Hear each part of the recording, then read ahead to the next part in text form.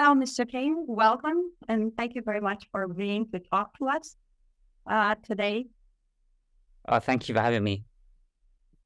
Please allow me to introduce you a bit to our listeners who may not know your book yet, although all three of them have been translated into Romanian. I'd like to say that as I found out from your books, you had a rather dramatic childhood, and then you became quite early as a mind coach, blogger, and author of three hugely successful books: Good Vibes, Good Life, Healing is Ending High, and most recently, Closer to Love, which has been translated into Romania with Litera Publishing House, which is helping us today.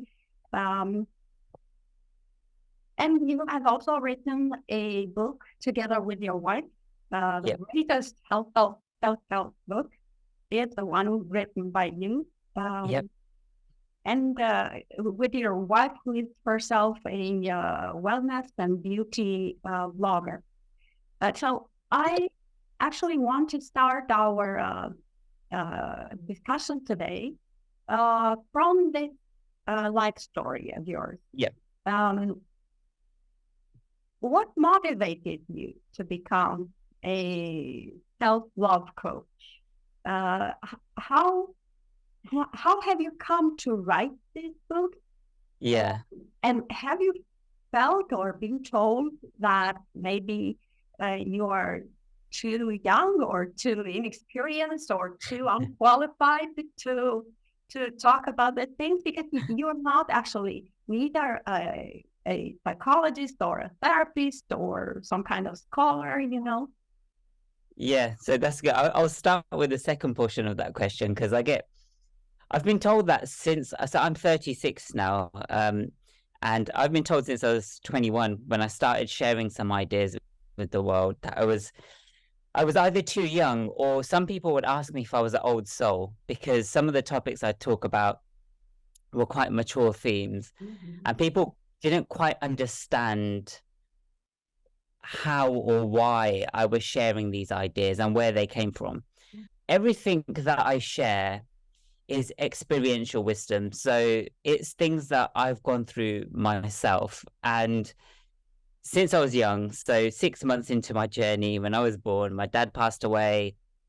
For 3 years of our life, I was homeless. So we didn't have a fixed home. We were moving around a lot. And then growing up, I experienced a lot of poverty, violence, racism, all sorts. My mum, who was a single mother, struggled to put food on the table. So life was very hard. And when life is difficult, it gives you a lot of lessons as well. So I think behind all the pain, there's always some kind of purpose if you can look for it. And I remember being in my teenage years, and I looked around me, and life was very difficult. And I said to myself that I can't continue this way. I needed to change something. So I went onto the internet and I started just reading. I started reading websites. I started looking around, and I realized that there was a lot of successful people in the world who had changed their lives around simply by adopting a more positive mindset. And I said to myself, well, if they can do those things, then maybe I can too. And I actually promised myself as a child, and this is actually, I'm going to go back a little bit in time now. When I was really young, and I'm talking about 6 or 7 years old, I promised myself that one day I would change my life for myself and my family, and I would write a book about it, and hopefully that would change other people's lives too. But I didn't realize that I would be writing it so early in my life. And I'm going to fast forward again. I've done all this work and I'm in my early 20s and things seem to be going well. And then again, I hit my ultimate low where I feel like I've lost the will to live. I feel like giving up on life. everything seems to be going wrong at the same time. And after that experience, I said to myself that positivity is great for you. Positivity will change your life, but it has to be genuine positivity. You can't pretend to feel good when you don't actually feel good inside, because what you actually attract in your life is not your conscious thoughts, but your unconscious beliefs. And I promised myself at that point that I was actually going to find an organic, a true way to change myself and lead a better life. And so I started this journey of self-love. And as I started this journey, I started practices like meditation. I revisited journaling, which I'd done in the past. And it was a very kind of humble journey, I think, into discovering who I was beyond the facade that I was putting on for the facade, that I was putting on for other people. And as social media started coming around, I just started sharing my ideas with the world, you know, things that I had learned, things that I had got wrong in the past, things that I realized as I was growing up, you know, like the simple stuff that happiness is mainly within yourself and not outside of you, and you can't rely on external things to make you happy, and you know, the power of gratitude. And people online really started resonating with those messages. And then a few years down the line, a literary agent noticed that I was making an impact on social media, and she contacted me and she said, you know, I see how much impact you're making. Have you ever thought about writing a book? And what was funny at that point was that I'd actually already written a draft of a book, and I've never written a book before, so I didn't even know if it, you know, if it was right as such, it was formatted correctly. But I'd written a draft, and the draft I'd written was actually targeted towards my audience, because my audience would message me every single day and say, Vex, please release a book. We need all these posts in the format of a book. And they'd always ask me the right questions. So what I would do is I would make a note of the most common questions, and then I'd seek to answer those questions in the book rather than on Instagram, because on Instagram we're limited with words. And so I sent it over to the agent, and she was like, look, there's potential in this, but there's a bit of work to do, because obviously I'd never written a book. So after around, I think, 10 rewrites that I did, I eventually had something that I was ready to share with the world. In terms of being too young, you know, look, I get it all the time. I even get it now that you're too young to write books. What experience do you have? And I don't think age is a defining factor. I think it's about what you go through and what you're willing to learn about yourself, other people, and life based on those experiences. And that's all I do. I know that there's so much more I can learn, and I'm always receptive to learning more, because we can never know it all. There are people that are so much more senior to me who won't have all the answers. There's people that are younger than me that might be wiser than me as well. So we can always learn from people, whether they're younger than us or whether they're older than us. You speak about you know, healing and learning to love ourselves and others, and you speak about these processes as being sometimes difficult. But what do you think is the most difficult part of this love journey? Where do people you know, stumble most often, and why? If you look online, you go to Twitter, I think it's relabeled to X, you will have so many people sharing their opinions about the world, about other people, because it is so much easier to talk about what's wrong with the world or other people than to face what's not working within ourselves. And I think that's the most part, you know, the hardest part of the journey is to face ourselves, to face our demons, things that we've pushed down to, you know, the back of our subconscious minds, those uncomfortable beliefs that we've held for so long, you know, questioning where they've come from, the trauma that might have, you know, led to those beliefs. That, I feel, is the hardest part. And what we do for most of our lives, and you know, you'll read about this if you've read Healing is a New High, is that we'll find ways to distract ourselves, whether it's through alcoholism, pornography, overworking, anything that helps us stay engaged in an activity that maybe offers some kind of relief or pleasure, rather than doing the work and facing ourselves and facing what's wrong in ourselves. You talk about the necessity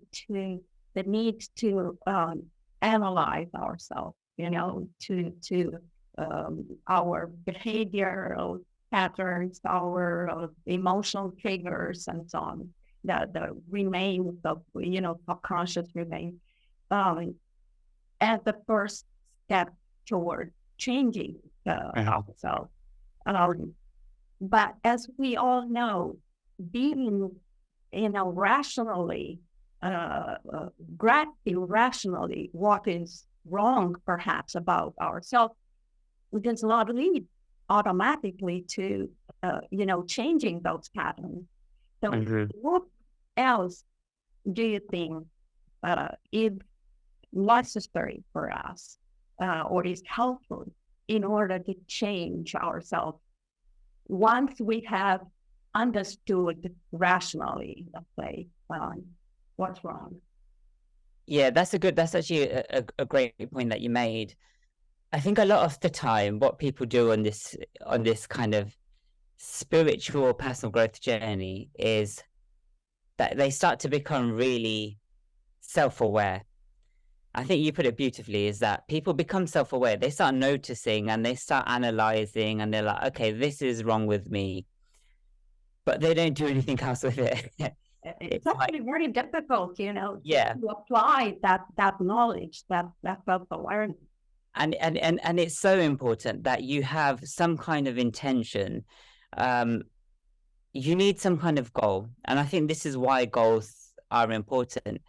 And the goal has to be based around, who do I want to be? What kind of person do I see myself as in the future? A lot of the time, people set goals as, I want the new Ferrari, I want a bigger house, all these external goals, I want a new career. But not many people set internal goals. And, the internal goals can be as simple as, I just want to be happier. I want to experience more moments of happiness. I want to be able to experience more inner peace. I want to not be as triggered when, say, a family member says a certain thing about the way I look or the way my career is. And we don't set those goals, but I think those goals are extremely important, because when you set those goals and you have the self-awareness to know what you need to do, then naturally you will follow those things up with some kind of action. And the action might be, okay, right, this is the person I want to be, and I'm aware of this thing here. Now, how do I get to that place? Is I need to perhaps start meditation. I perhaps need to start journaling. I perhaps need to see a therapist, or I need to read books. The natural course of action comes along when you've set the goal. Also about change, I want to quote your book, because it's actually a quote that I found on the net. Okay, perfect. Yeah. And it says like this: if you want your partner to change, then you aren't with the person that you wanted to be in the first time, and nor are they. And still, first of all, we all need, and many of us want to change when in a relationship. And in some ways, we all naturally expect our partner to evolve, to change in some way. Can you expand a bit on this seeming, contradiction on this? Yeah, thank you for bringing that up, because to be honest, it's a small line in, a kind of a fuller context. So I think it's good that I'm given the opportunity to explain that. So first of all, if we talk about the idea of love is full of acceptance and expectation. And the reason I say that is because if you can only love the version of your partner that you want them to become, then actually you don't love the person for who they are. You love the idealized version of that person, of who they can become. And I think society, especially modern relationships, is full of that. It's, I can only love you if you behave in X way. And that then becomes very, very conditional. Saying that, when we get into relationships, we're naturally going to want to change, and we will change. It's okay to want the best for your partner. It's okay for you to see growth for your partner. If there's something that's unhealthy that you've spotted within your partner, it's okay to relay that back to them and to support their journey. But at the same time, if you're offering less love to that person because they aren't the version of them that you want them to be, then you stop loving them purely and wholeheartedly. On the other hand, I think it's somehow natural what you get hurt, by your partners. Yeah. Let's say wrong behavior. And then maybe it's sort of a natural reaction to show less love, Yeah. To reject the person, or to just simply to feel hurt and maybe need a time for yourself, or maybe just give this impression, at least for the moment or for a while, of rejection. Yeah, I think it's so important to remember that no one's perfect. And I say this myself, I'm not perfect. There's a lot of stuff I write about, which sometimes I'm like relaying to myself. Actually, it's a message for myself. I make sure you remember this the next time you and your wife disagree about something. But what we've learned over the years about ourselves, and this is the premise of Closer to Love, is that when you love yourself purely and unconditionally, and you accept yourself purely and unconditionally, you're much more likely to accept another person for who they are when they come along. And then it's up to you to decide if that person is compatible with you. If you align energetically, whether it's your values, your inclinations, your mindset, your ambition, then you can decide if that person's a good match for you. But the one thing you don't want to do is try and use your partner to fill these voids that you have within yourself, that only you can fill yourself, or to fix your self-esteem through your partner. Because then what you're going to do is you're going to create a relationship that's full of conditional love. It doesn't mean that we don't have some kinds of expectations, because I think a relationship needs to have some kind of healthy expectations. It's not too much to ask that your partner respects you. I think that's a very healthy expectation to have. But what an unhealthy expectation to have might be that my partner must always make me happy, when actually it's only you that can really, make yourself happy as such. Do you believe in one soulmate? That's a great question. To put it shortly, no, I don't. This is what I actually this is what I believe. I believe that you can love any single person in the whole wide world, because unconditional love comes from you, inside of you.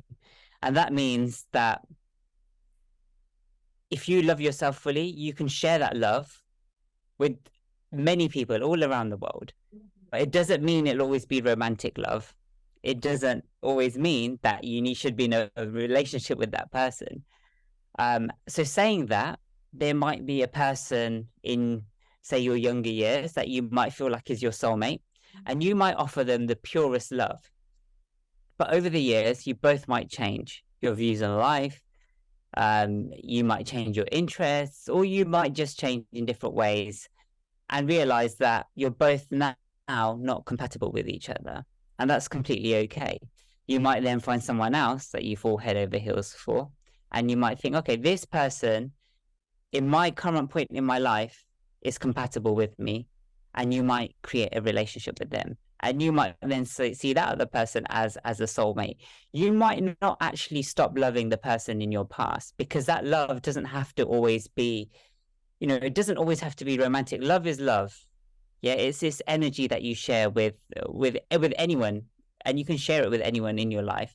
But it doesn't mean that you should always be in a relationship with that person. Even when people pass away, you know, just because the person's not there in your life, it doesn't mean that you've stopped loving that person. You can still love that person. It just means that they're not present in your life. So with that concept in mind, I think, you know, the short answer to your question is that I don't believe there's just one soulmate. A soulmate can be anyone that we feel that maybe we share some kind of energetic tie to, I think. With that in mind, you know, there could be a whole bunch of soulmates, and your soulmate could be a friend as well. It doesn't have to be romantic love. It could be someone that you just feel very close to. Well, I totally agree with you on that. Okay. You spoke about, I have one more question about your books in general, because you spoke about your difficult childhood and how your mother, you know, struggled to survive and earn her living and to raise and protect you and your siblings. And even now in Western society, you know, there are still many people fighting poverty, you know, or fighting abusive childhood, or there are parents who, I don't know, barely have time to shower and, you know, speak to their partners, and even less to think about themselves. And I think more than that, many people don't have the vocabulary, you know, necessary to talk about their own issues, or their internal issues, or the issues in their relationship. And yet they face the same problems as everyone else. So would you say your books are for people who have more time or more money to invest in self-knowledge and self-improvement? It's a very interesting question. I understand there's a level of privilege to be able to even afford a book. Mm-hmm. Yeah. A book is, so for example, just on average, say a book's £10 in the UK, and I'm just giving a UK price, £10. Now, in the UK, some people will buy, say, a drink at a bar, and it'll be, say, like vodka and, you know, lemonade, for example. And the drink, especially in London, will cost more than the book. But the book can potentially change your life, whereas the alcohol might give you a whole bunch of regrets. In that sense, you would say, you know, the book is so much more valuable. But at the same time, there's people that are experiencing different magnitudes of suffering. There's people that can't afford to buy a book. £10 for them is a luxury. And I completely understand that too. My mum was a single mother for 3 kids. I have 2 sisters. And she didn't have time to read. She had to, you know, to make her survive. So if she wasn't working one job, she'd be working the other job or the other job. She was paying bills. She was stressing about the bills. She was constantly in a state of worry or fear. And then on top of that, I was in a very fragile neighborhood, you know, where there was a lot of violence, a lot of racism. She didn't have time to pick up the book. So I completely understand that too, that not everyone has the luxury to pick up a book. And also not everyone has the luxury of an education to be able to understand the books. I try and write as basic as I can, but at the same time, you know, not every book is going to appeal and be understood by every single person in the world, and that's completely okay. But at the same time, you know, it's my kind of wish that at some point, people that are struggling will be able to find my books somehow. So there's an initiative that we do in the UK is where we hide free books all around England. We also give, you know, hundreds to thousands of books to charities, to libraries, to prisons, and so on as well, just to try and make them more accessible. But I know there's so many people that want access to my books that might not be able to afford them, or might not have the luxury of the time to be able to read them, or might not even just have the luxury to be able to read and reflect on them, because as soon as that time comes where they might be able to reflect on them, another challenge comes up on their life that they have to attend to. And I completely understand that too, because I've gone through it all as well. So life happens, right? And there's just some things that are just beyond our control, and all we can do is take it one step at a time, and address the most, I suppose, the challenges with the highest priorities at that particular time in our lives, and that's all we can do. So yeah. And my last question was, why do you think people tend to be more self-help books nowadays? And it's a documented, phenomenon. Yeah. In a way, as you say, the problems that you discuss, for example, are as old as time, and people have navigated them throughout history just as they could without resorting to manuals and coaches. And and I have also heard this idea that this kind of very self-centered contemporary culture induces an unhealthy obsession with one's needs, one's emotions, one's wings even, so what is your take on that? So self-help, you say, and, feel, but can it also damage? This is very interesting. So the first portion of your question, so self-help. Now, we just spoke about self-help and the books, and, you needing some kind of, I suppose, privilege to be able to even afford a book. And I'll be completely honest, the first self-help book I ever read was Think and Grow Rich by Napoleon Hill. And I downloaded that by illegal means as such, because I couldn't afford the book. But going to therapy is a luxury in itself. You need privilege to be able to go to luxury and afford a therapist. Also, not every therapist is going to be right for you. And not everyone has the bravery to open themselves up when they go to therapy. Again, that takes a real kind of privilege to be able to do that. So what books offer you the understanding, the teachings that might help you better your life in your own comfort zone. So you can read a book in your home, in your bedroom, without having to actually leave or go anywhere. You can read it in the library if you like. You can read it in a private space, and it costs a fraction of the price of, say, therapy or hiring a coach. On the flip side, and I say this as an author and a coach, is now, if you go on TikTok, everyone's talking about self-help books and how a certain book, and hopefully it's my books as well, have changed their lives, and how coaching can change your life. And now people are showcasing how much money they're making off, say, coaching, right? So everyone now wants to become a coach, or they want to become an author, because they realize that there's money to be made in these fields. And what we have is we have loads of products now. We have loads of coaching models. We have loads of courses. We have loads of books. And we have loads of vulnerable people who are attracted to these things that will be constantly marketed to you on Instagram, on TikTok, on social media as a whole. And now we have this massive demand, but we also have this saturated market, and there's just so much of it. And people are buying whatever they can in the hopes that this one book will fix all their problems. And if it doesn't fix all their problems, they'll go to the next product that's being offered, or the next book that's being offered, and it will continue and it will continue and it will continue. And here we have this problem. We have this problem that people are looking for quick fixes through these books.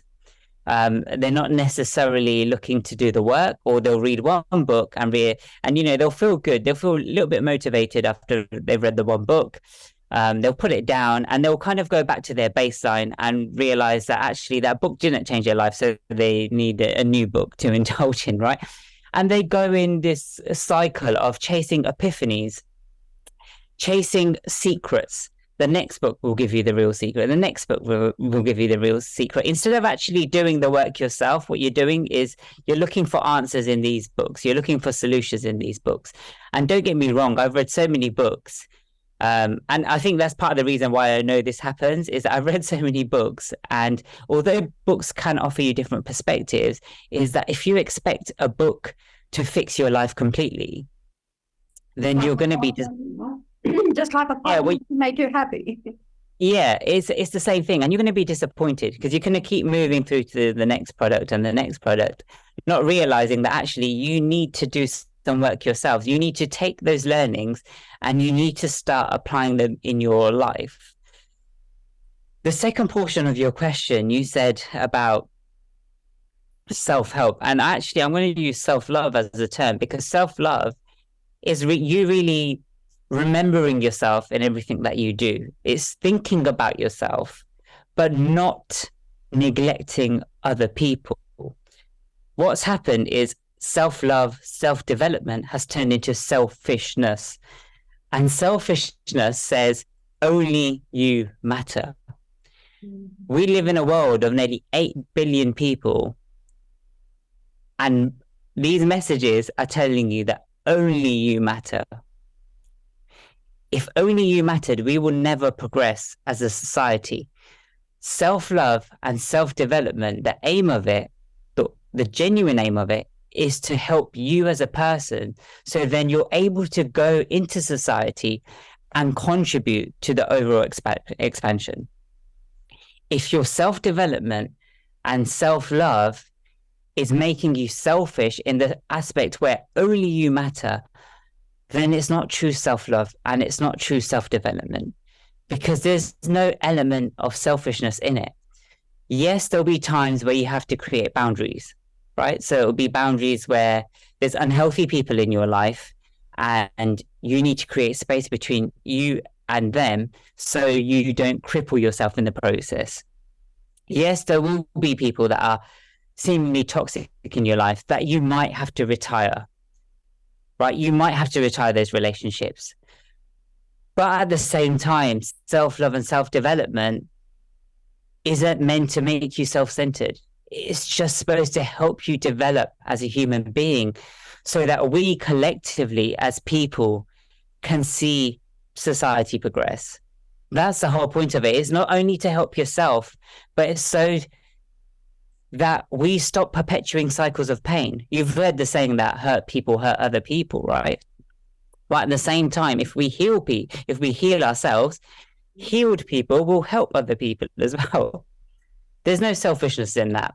And that's the aim of true self-development and self-love. But I think, you know, that the internet, especially social media, although it's very helpful, and I would like to hope that my content especially is very helpful, I can also see how it can create this kind of self-centeredness and can also create this almost like glamorization of books and courses and coaching. So yeah, there's all of that too. I know there was a lot I just unpacked there, but it's something I've actually thought about myself quite often.